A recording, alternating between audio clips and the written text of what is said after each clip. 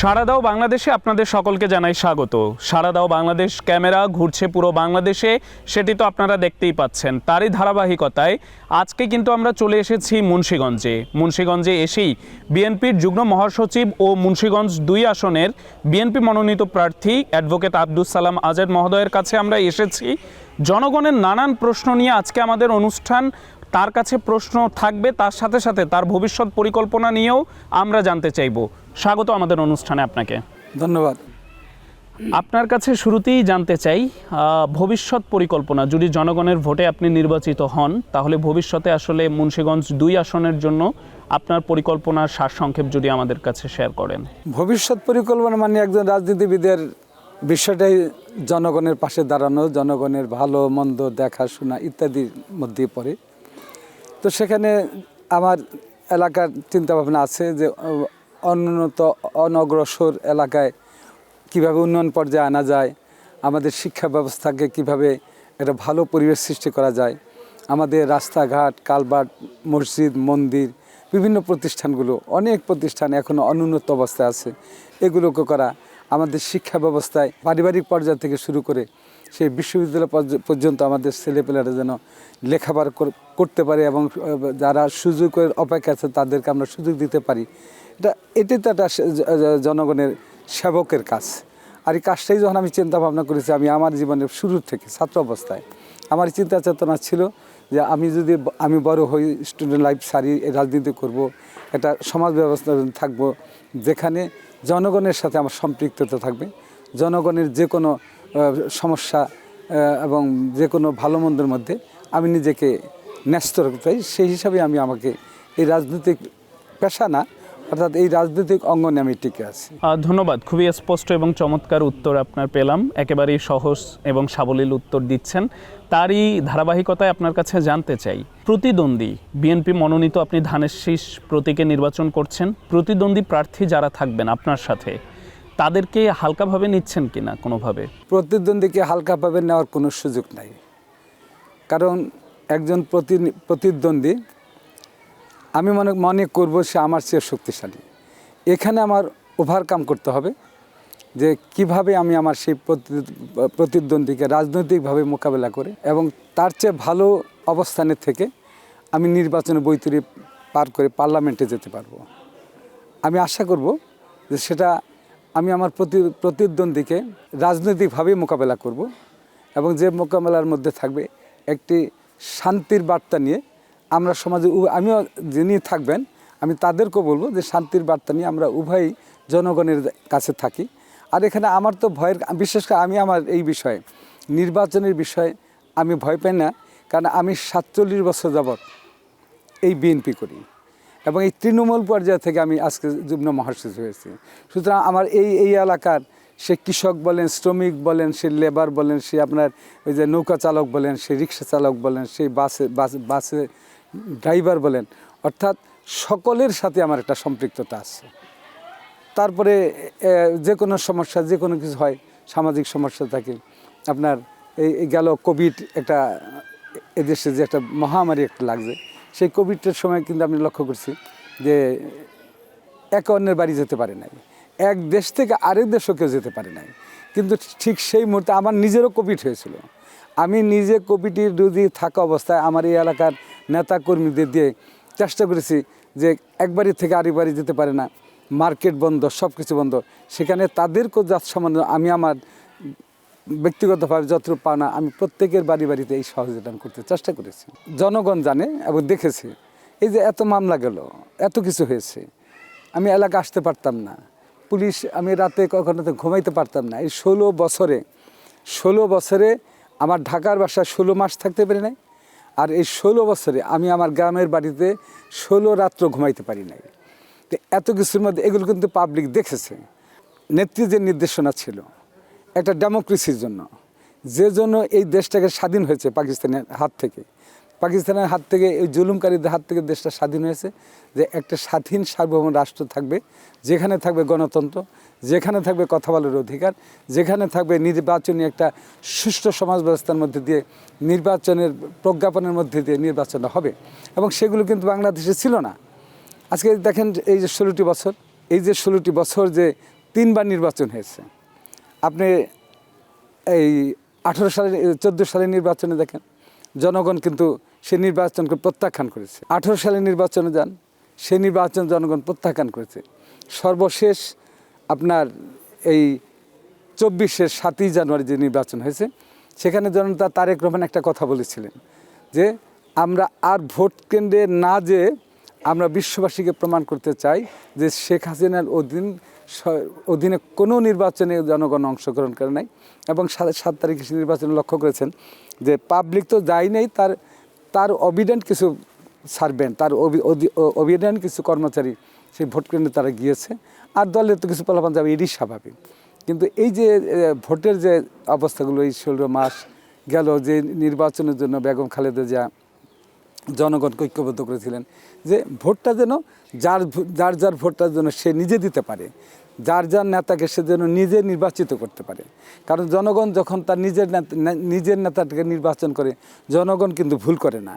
কারণ জনগণ কাছের নেতাটাকে চায়, অর্থাৎ বোঝে তার যে জীবন ব্যবস্থা, বোঝে তার চারিত্রিক অবস্থা, বোঝে তার জনগণের সাথে তার সম্পৃক্ততা, এই ভোট দেওয়ার পর সম্পৃক্ত থাকবে কি থাকবে না, অথবা এর দ্বারা জনগণের কাজ হবে কি না, এটা কিন্তু বোঝে। জনগণের সাথে যখন ফ্যাসিস্ট হাসিনার দূরত্ব হয়ে গেছে, তখনই নির্বাচন ব্যবস্থাগুলো তারা দখলদারিত্বের মধ্যে নিয়েছে। আপনারই একটা পরিসংখ্যান করেছেন যে 25 লক্ষ ভোটারই মৃত ব্যক্তি 25 লক্ষ ভোট দিয়েছে। তো এখন বোঝেন যে হাসিনার আমলে কি জঘন্যতম ভোট হয়েছে এবং গণতন্ত্রকে কীভাবে খণ্ড বিখণ্ড ধ্বংস করা হয়েছে। এবং এটার বিরুদ্ধে কথা বলতে গিয়ে কিন্তু দেশনেত্রী বেগম খালেদা জিয়ার কারাবরণ করতে হয়েছে, কিন্তু তিনি আপোষ করেন নাই। তিনি যদি আপোষ করতেন তাহলে তার জেলখানায় থাকতে হতো না। তিনি যদি আপোষ করতেন, সে জেলখানায় যে এত অসুস্থ হয়েছে, আমরা তার পরিবার থেকে তার স্বাস্থ্য ব্যবস্থার জন্য ইংল্যান্ডে অথবা জার্মানি নেওয়ার জন্য এই গভর্নমেন্টকে আমরা ওই গভর্নমেন্টের কাছে চেয়েছিলাম যে তাকে বিদেশ থেকে একটা সুচিকিৎসার জন্য কোনো পারমিশন কিন্তু সে গভর্নমেন্ট দেন। অর্থাৎ কত নিষ্ঠুর, এবং তারা সম্পূর্ণ ছিল যে খালেদা জিয়া মারা যাক, এবং মারা গেলেই হয়তোবা দেশটা আবার অন্যভাবে তাদের কন্ট্রোলে চেপে যাবে। তো এই কারণে যখন খালেদা জিয়াকে তারা দেশনেত্রীকে যখন তারা তাদের কন্ট্রোলে অথবা তাদের আদর্শের সাথে আদর্শী করতে পারে নাই, বিধায়ী চিন্তা করেছে ওনাকে হয় মেরে ফেলতে হবে, আইদার কারাগারে নিতে হবে। এই কারাগারে নিয়েই কিন্তু এই নির্বাচন ব্যবস্থাগুলো করেছে। সর্বশেষ জনতা তারেক রহমান সেই আজকে এখান থেকে প্রায় 10-15 হাজার মাইল দূরে থেকে জাতির উদ্দেশ্যে একটা বার্তা দিয়েছে এই নির্বাচনের বিরুদ্ধে, যে আমরা যেন অংশগ্রহণ না যাই একটা প্রহসনী নির্বাচনে। এবং তার ডাকে বাংলাদেশের 64টি দল কিন্তু ঐক্যবদ্ধ হয়েছিল, এবং তার ডাকে সর্বশেষ 7 তারিখে যে নির্বাচন হয়েছে গত বছরের, সেই নির্বাচনে কোনো লোক অংশগ্রহণ করে নাই। আজকে আমরা আশা করব যে এত রক্তক্ষরণের পরে, এত হামলা নির্যাতনের পরে, এই নেত্রীর মৃত্যুর মুখোমুখি হয়ে যাওয়ার পরে, আজকে ছাত্র জনতা তারেক রহমানের নেতৃত্বে ছাত্র জনতার আন্দোলনের মধ্য দিয়ে একটা গণতান্ত্রিক সরকার প্রতিষ্ঠার দ্বার প্রান্তে চলে আসছে। আগামী 12 তারিখে নির্বাচন হবে। সেই নির্বাচনে আমরা আশা করব যে ডাক্তার বেগম খালেদা জিয়া দিয়েছিলেন যে একটি নিরপেক্ষ সরকারের মাধ্যমে নির্বাচন, তারেক রহমান সাহেব দিয়েছিলেন নিরপেক্ষ সরকারের অধীনে নির্বাচন। আমরা আশা করছি আগামী নিরপেক্ষ সরকারের অধীনে এই ইউনূস সাহেব, তিনিও নিরপেক্ষতার কথা বলেছেন, তিনিও একটা ভালো নির্বাচন দিতে চান, জনগণকে প্রতিশ্রুতিবদ্ধ। এই নির্বাচনে কিন্তু অনেক ষড়যন্ত্র হয়েছে, নির্বাচনের জন্য হতে না পারে অনেকভাবে দেশি বিদেশি ষড়যন্ত্রকারীরা ষড়যন্ত্র করছে। সব কিছু ওভারকাম করে আজকে সরকার নির্বাচনের করার শপথ নিয়েছেন। এবং জনতা তারেক রহমান এই নির্বাচনকে কেন্দ্র করে শুরু থেকে বলেছেন যে নির্বাচনের জন্য এই সরকারকে যত রকম সহায়তা করা দরকার, এই বাংলাদেশ জাতীয়তাবাদী দল এই ইউনূস সরকারকে সহায়তা করবে। সেই সহযোগিতার পর ধারাবাহিকতার মধ্যে দিয়ে আগামী দিনে নির্বাচনে আমরা যাচ্ছি। আশা করব একটা সুন্দর, একটা সফল নির্বাচন হবে, যে নির্বাচনটাকে জনগণ আশাবাদী একটা তার নেতাকে তারা নির্বাচিত করবে। সেই হিসাবে আমি মনে করি যে আমার বিকল্প এখানে ক্যান্ডিডেট আছে, তাকে এই ছোটোভাবে দেখার নাই, কিন্তু আমার বিশ্বাস আস্থা যে আমার সম্পর্কটা যখন জনগণের আছে, আর জনগণের চাওয়ার কারণে আমি প্রার্থী হয়েছি। আমার এলাকার নেতা কর্মী, জনগণের সমর্থকদের তাদের একটা ছিল যে না, অ্যাডভোকেট সালাম যদি নির্বাচন করে এবং আমার প্রতি তাদের আস্থা বিশ্বাস ছিল, সেই আল্লাহ আমাকে সেই আস্থা বিশ্বাসের মধ্যে দিয়ে, জনগণের আস্থা বিশ্বাসের মধ্যে এই প্রার্থী করেছেন আমার নেতা ভারপ্রাপ্ত জননেতা তারেক রহমান। আমার দল আমাকে প্রার্থী হিসাবে পাঠিয়েছেন।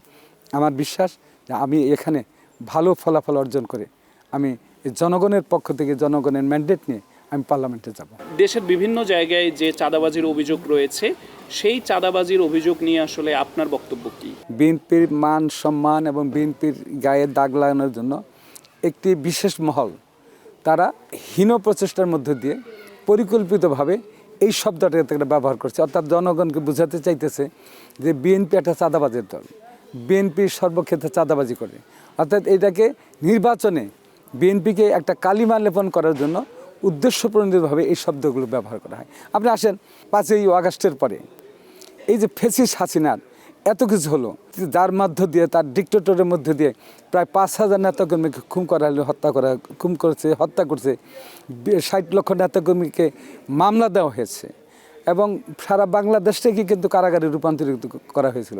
অর্থাৎ এই মহলটা, এই বিশেষ মহল বিভিন্নভাবে এই বিএনপিকে কিভাবে তারা হেয়পন্ন করা যায়, জনগণকে অমার্জিত করা যায়, জনগণকে মাঝে এই বিএনপিকে প্রত্যাখ্যিত করা যায়, এই একটা বিশেষ মহল তারা আইটির মাধ্যমে বিভিন্ন মহলে তারা এই প্রোপাগান্ডা চালাচ্ছে।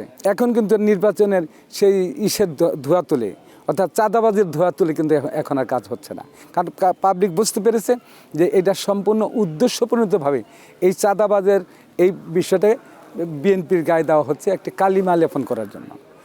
তারপরে যে অনেক ক্ষেত্রে দেখেছেন আমাদের সাংগঠনিকভাবে বিভিন্নভাবে কেউ যদি কোনো রকম দলীয় অপকর্মে লিপ্ত হয়েছে, আমরা অনেক নেতাকর্মীকে আমরা আমাদের ভারপ্রাপ্ত চেয়ারম্যান বহিষ্কার করছে সাথে সাথে। এখন কি আর সেটা পান শোনেন? এখন কিন্তু নাই, সব কিছুর মিলেই ছিল। অর্থাৎ আরেকটা ছিল, আমি বলি যে পত্রপত্রিকাগুলোর মধ্যে সেই আওয়ামী লীগের সেই সাংবাদিকরা পত্রপত্রিকার মধ্যে ওই মুহূর্তটা ছিল, অর্থাৎ তারাও সেই ওই জায়গায় ছিল যে অ্যাডভোকেট সালামের, অর্থাৎ আমাকে যখন পারে না তখন বলতে অ্যাডভোকেট সালামের ছেলেপেলেরা বাসে চাঁদাবাজি করতেছে, অ্যাডভোকেট সালামের নেতাকর্মীরা বাজার গিয়ে চাঁদাবাজি করতেছে। অর্থাৎ এটা সম্পূর্ণ ছিল একটা উদ্দেশ্য পরিকল্পিতভাবে। এবং পত্রপত্রিকায় যে নিউজগুলি আসতো যে যুবদলের এই ছেলেরা চাঁদাবাজি করছে, কৃষক দলের এই ছেলেরা চাঁদাবাজি করতেছে, একটা বাজার দখল করতেছে, অর্থাৎ এখানেও খুব পরিকল্পিতভাবে নিউজগুলো করা হয়েছে। আবার আমরা তদন্ত করতে গিয়ে দেখছি যে না, এটা ফেক, একটা মিথ্যা একটা নিউজ ওই পত্রিকায় করা হয়েছে। তো সেই হিসাবে আপনি যে প্রশ্ন করেছেন যে হ্যাঁ চাঁদাবাজি হয় না, এটা না, কিন্তু চাঁদাবাজি করে একটা ওই নামটা তকমাটা লাগাই দিই বিএনপির নামে। ওই যে ওই সাংবাদিক যারা আওয়ামী সাংবাদিকগুলি ছিল আছে, ওরা এই অপকর্মগুলি করতো। এখানেও একটা বিশিষ্ট মহলের একটা কারসাজি ছিল। ধন্যবাদ। আমরা আরেকটি ব্যাপার জানতে চাই, টকশোটি ভারী হয়ে উঠছে। আমরা জানতে চাই, যখন মনোনয়ন পেলেন সর্বপ্রথম অভিনন্দন কার কাছ থেকে পেয়েছিলেন, অনুভূতি কেমন ছিল যখন আপনি নিশ্চিত হলেন যে আপনি বিএনপির মনোনয়ন পাচ্ছেন? আমি মনোনয়নের পাওয়ার বিষয়টা আমি আমার জনগণের কাছ থেকে, আমার নেতাকর্মীদের কাছ থেকে আমি ইঙ্গিতটা পেয়েছি। আমরা তাদের যখন নেতাকর্মীদের থেকে চাইতাম বা তাদের কথাবার্তা বুঝতে পারতাম যে ওরা চায় ওদের একটা নেতা, সেখানে আমাকে ওরা প্রলুব্ধ করেছে যে এবার আপনার পেতেই হবে, আপনার যত রকম সাহায্য যা কিছু লাগে আমরা একজন প্রার্থী হয়ে আমরা এলাকার জনগণের সাথে কথা বলি। আপনি প্রার্থী না, আমরা প্রার্থী হয়ে থাকবো, শুধু আপনি নমিনেশনটা চান। এবং এই নমিনেশন আল্লাহ আমাকে দিয়েছে। এই নমিনেশনের ব্যাপারে আমি ভারপ্রাপ্ত চেয়ারম্যান তারেক রহমানকে অভিনন্দন জানাই। তিনি যদি আমাকে নমিনেশন না দিতেন তাহলে বোধহয় আমি নমিনেশন পেতাম না। ধন্যবাদ। দীর্ঘ দিন রাজনীতি করছেন, রাজনীতির একাল সেকাল বহুকাল আপনাদের দেখা হয়েছে। সেই হিসেবে আসন্ন যেই জাতীয় নির্বাচন, এই নির্বাচনটুকু আপনি কি মনে করেন কতটুকু প্রতিদ্বন্দ্বিতাপূর্ণ, কতটুকু অংশগ্রহণমূলক এবং কতটুকু জনগণের কাছে স্বাচ্ছন্দ্য বোধ হবে বলে আপনি মনে করেন? অভিজ্ঞতার আলোকে যদি আপনাকে প্রশ্ন করি, কেননা আপনি নিশ্চয়ই জানেন যে আপনাদের প্রতিদ্বন্দ্বী করছে, জোট হয়েছে তারা 10 থেকে 12টি দল মিলে, আমাদের কাছে এখন পর্যন্ত যে নিউজ আছে। তো এই বিষয়ে আসলে আপনার মন্তব্য কি?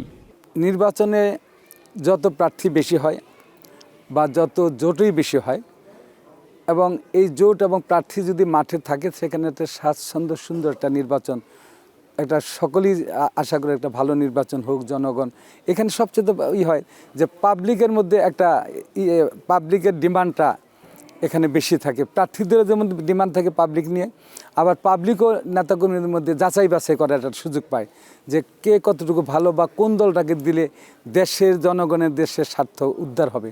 সেখানে নেতাকর্মীদের সেই হিসাবে আমি মনে করি যে এখানে যারাই প্রার্থী হোক, এখানে তেমন কোনো দলের ভালো পারফরমেন্স এই বিশেষ করে আমার এলাকায় আমার জামাত ইসলামের তেমন কোনো ভূমিকা নাই, হয়তোবা ইসলামিক ঐক্য জোট, ইসলামিক আন্দোলনের এখানে তেমন কোনো, হ্যাঁ তবে তাদের পীর সাহেবের কিছু মুরিদ আছে, এতে কোনো সন্দেহ নাই।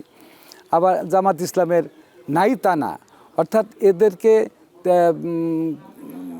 আমি ছোটো ভাববো ওই জায়গায় না, বাট আমি আশা করব যে তাদের চেয়ে আমি বোধহয় ভালো রেজাল্ট করব। আপনি জয়ের ব্যাপারে নিজে আশাবাদী, আপনি সেটাই বলতে চাচ্ছেন? হ্যাঁ, আমি এলাকায় যারা প্রার্থী হবেন, কারণ এখনও জানছি না আমার অপোজিশনে কারা আসছেন, তবে আমি কখনো শুনতেছি জামাত ইসলাম আসবেন, কি আসবেন, কারণ জামাতে এখানে ইলেকশন করার মতো একটা জাতীয় নির্বাচন করার মতন তেমন প্রার্থী আমি লক্ষ্য করছি না। তারপরে ইসলামিক ঐক্যজোট নির্বাচন করার মতো প্রার্থী আমি দেখছি না, কারণ আমি আগেও বলেছি আমি 47 বছর রাজনীতি করি, আর আমার এলাকার সম্বন্ধে আমার ধারণা আছে না। সেক্ষেত্রে আমি মনে করি যে জনগণ যেখানে আমাকে নির্বাচন করার জন্য জনগণের একটা আবেগ অনুভূতি নিয়ে আমি প্রার্থী হয়েছি, সেখানে আশা করব যে আমি জনগণের সর্বস্তরের নেতাকর্মীদের মাঝে আমার অবস্থান আছে থাকবে, আমি এখানে ভালো রেজাল্ট করব, ভালো রেজাল্ট দিব বলে আমি আশা করি। আমরা একেবারেই অনুষ্ঠানের শেষের দিকে আছি। ভোটারদের উদ্দেশ্যে আসলে আপনার কি বলার আছে? যুগ্ম মহাসচিব হিসেবে কি বলতে চান এবং একজন এমপি ক্যান্ডিডেট হিসেবে কি বলতে চান? ভোটাররা আমাদের চেয়ে বেশি সচেতন, তা আমি মনে করব যে ভোটার তারা তো অতীতে 3টা নির্বাচন দেখেছে, এবার তারা তাদের প্রার্থী নির্বাচিত করতে তারা ভুল করবে না। সেক্ষেত্রে একটি অবাধ সুন্দর নির্বাচন আমার এলাকা হবে এবং সেই নির্বাচনের মধ্যে দিয়ে একটি গণতান্ত্রিক পরিবেশ আমার এলাকায় সৃষ্টি হবে এবং এটা সারা দেশেই হবে। আমি আশা করি যে বাংলাদেশের গণতান্ত্রিক পরিবেশ সৃষ্টি হবে এবং আইনের শাসন প্রতিষ্ঠিত হবে।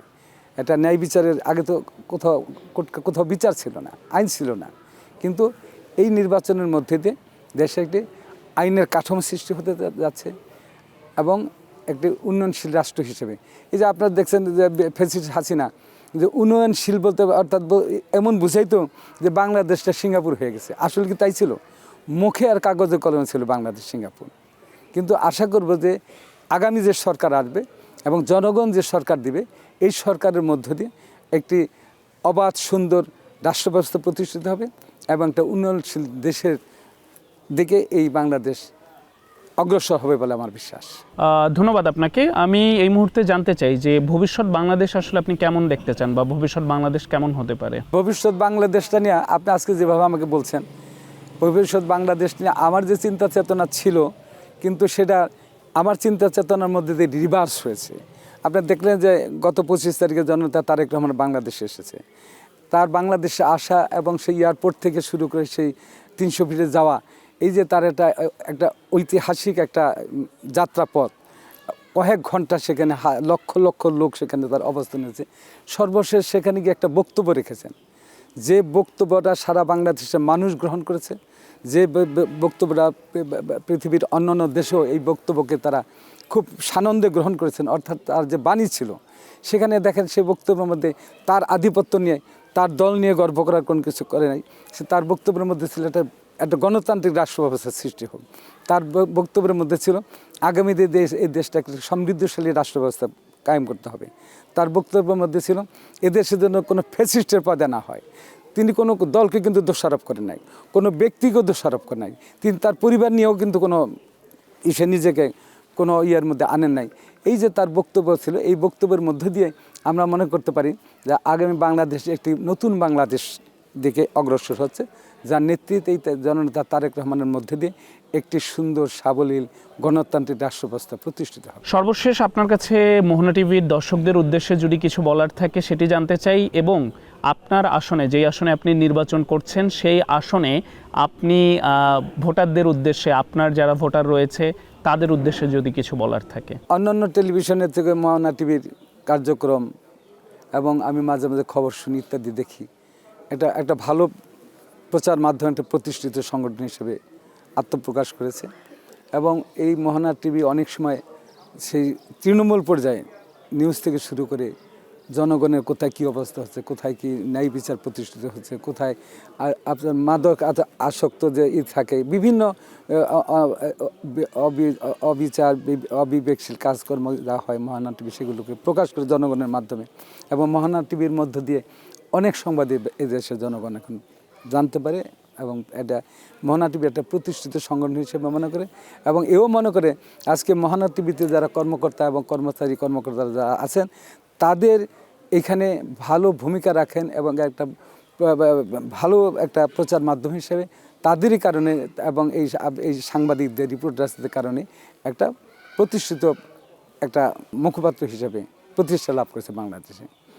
আর ভোটারদের উদ্দেশ্যে এবার আমার যেটা মনে হয় যে কারণে আমাদের কারাবরণ, যে কারণে আমাদের এত মৃত্যু, যে কারণে একটা ফ্যাসিস্ট পালিয়ে যেতে বাধ্য হয়েছে, আবার এই ফ্যাসিস্ট পালিয়ে যাওয়ার পরে কথাটা আপনাকে আগেও বলেছি যে জননেতা তারেক রহমান বলেছিলেন যে গণতন্ত্রের জন্য, আইনের শাসন প্রতিষ্ঠার জন্য, নির্বাচনের একটি অবাধ সুন্দর নির্বাচনের জন্য যত রকম সহযোগিতা আমার দল অর্থাৎ বাংলাদেশ জাতীয়তাবাদী দল এবং নেতৃবৃন্দ ইউনূস সরকারকে সমস্ত রকম সহযোগিতা করবে। সেই দিক থেকে আমি মনে করি যে আগামী দিনে ইউনূস সরকারের মাধ্যমে যে নির্বাচন হতে যাচ্ছে আমার মনে হয় এই নির্বাচনটা একটা উৎসবমুখর হবে।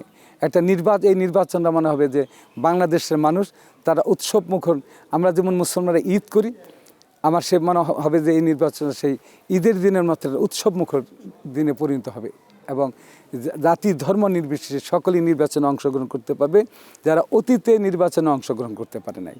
এবং আমাদের তরুণ সমাজে এসেছেন, আমাদের এবারকার লক্ষ্য করি যে তরুণদের মধ্যেও কিন্তু অনেক আবেগ, অনেক উচ্ছ্বাস যে আগামী দিনে একটা সুন্দর নির্বাচন হবে। কারণ অনেক তরুণরা এই 16 বছরে ভোট কেন্দ্রে যেতে পারে নাই এবং তারাও উদ্গ্রীব যে এবার ভোট কেন্দ্রে গিয়ে তাদের নেতা তারা তাদের নেতাকে নির্বাচিত করবে। সেই হিসেবে মনে করি যে এই নির্বাচন এই স্বাধীনতার পরে একটি বিশেষ, একটি তাৎপর্যপূর্ণ এবং অবাধ একটা স্বাধীনতার মধ্যে স্বাধীন ভাব রেখে একটা সুন্দর নির্বাচনে তারা অংশগ্রহণ করে তারা তাদের নেতাকে নির্বাচিত হবে এবং সেই নেতৃত্বের মধ্যে একটি অবাধ সুন্দর রাষ্ট্র ব্যবস্থা প্রতিষ্ঠিত হবে এবং নতুন বাংলাদেশ হিসাবে আবার জনগণের কাছে আত্মপ্রকাশ করবে। ধন্যবাদ আপনাকে। প্রিয় দর্শক, প্রতিটি পর্বেই আমরা একটি কথা কোট করি, আপনারা জানেন। সেই কথাটি নিয়ে আমরা অনুষ্ঠানের শেষে কথা বলি। আজকের অতিথির কাছে যেই কথাটি সবচেয়ে সুন্দর এবং যেই কথাটি আমার কাছে মনে হয়েছে সবচেয়ে ভালো লেগেছে সেটি হলো তিনি তার প্রতিদ্বন্দ্বী প্রার্থী যতই হালকা হোক না কেন তিনি কিন্তু তার প্রতিদ্বন্দ্বীকে কখনো হালকাভাবে নিতে চান না, তিনি শক্তভাবে নিতে চান। এবং তিনি তার প্রতিদ্বন্দ্বীকে আরেকটি কথা তিনি আজকে বলেছেন, যত প্রতিদ্বন্দ্বী বেশি থাকবে, যত প্রতিযোগিতা বেশি হবে, ততই তিনি ইলেকশনের যেই আমেজ সেই আমেজ তিনি খুঁজে পাবেন এবং ইলেকশন করার যেই মজা কিংবা স্বাচ্ছন্দ্যতা জনগণের সেটি তিনি খুঁজে পাবেন। আজ এখানেই শেষ করছি, তবে নতুন কোনো পর্বে, নতুন কোনো অতিথি, নতুন কোনো স্থানে, নতুন কোনো বিষয় নিয়ে আপনাদের সকলের সামনে আবারও হাজির হব। সেই পর্যন্ত সুস্থ থাকুন, ভালো থাকুন, সাড়া দাও বাংলাদেশ তথা মোহনা টিভির সঙ্গেই থাকুন। ধন্যবাদ আপনাদের সকলকে।